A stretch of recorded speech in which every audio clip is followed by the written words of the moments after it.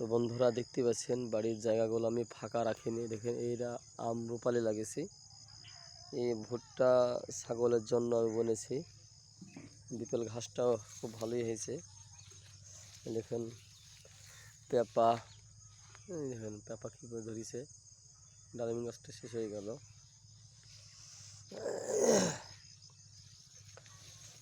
আপনাদের কোন ভাষায় কি বলেন জানি না। ছোট একটা গাছে প্রচুর এই শীতের সময় যেন অনেক জালি আসছে।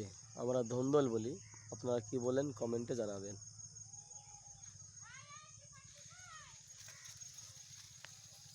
চলেন সঙ্গে থাকুন, ছোট্ট ব্লগ সঙ্গে থাকুন। পেঁয়াজ, এই পেঁয়াজটুক প্রথমে লাগিয়েছিলাম। রসুন লাগিয়েছে, দেখুন গাছও হয়েছে। ধুন্দলের জালি দেখেন এসছে কীভাবে পরিমাণে ধুন্দলের জালি। আমার মনে হয় শীতের সময় ধুন্দলটা ভালো হয়।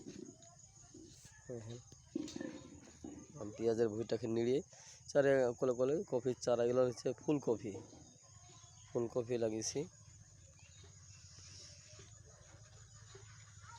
ধুন্দল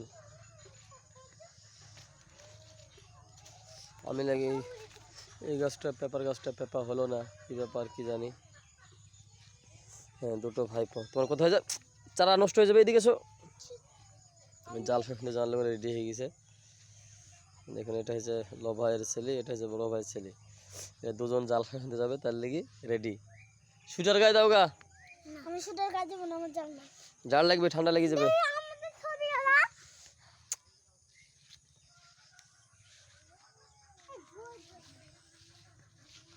এখানে টমেটো চারা লাগিয়েছি, দেখেন ভিতরে আছে, এদিকে আছে পুঁই শাক আছে, এখানে ডালিম।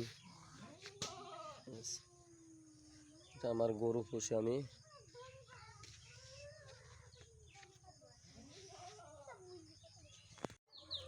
আসসালামু আলাইকুম ওয়া রাহমাতুল্লাহি ওয়া বারাকাতুহু। ছোট্ট ব্লগ নিয়ে হাজির হলাম। আমি যে সমস্ত গাছ লাগিয়েছি বাড়িতে, সেগুলো আপনাদেরকে দেখানোর জন্য আসলাম। তো সঙ্গে থাকুন।